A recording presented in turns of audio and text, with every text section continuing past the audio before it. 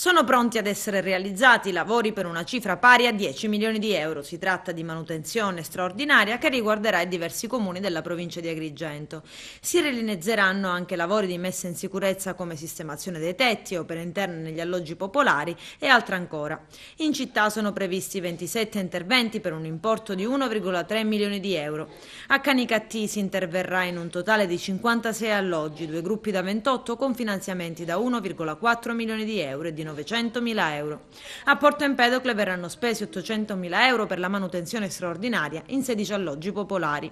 Lavori anche a Ribera, in 9 alloggi, con un intervento da 450.000 euro, ma anche con la demolizione e ricostruzione di 55 alloggi in via Fani. Manutenzione straordinaria prevista anche a Sciacca. C'è il massimo impegno da parte di tutti, dice il commissario dello IACP Gioacchino Pontillo, e noi entro maggio vogliamo mettere la ditta nelle condizioni di iniziare i lavori.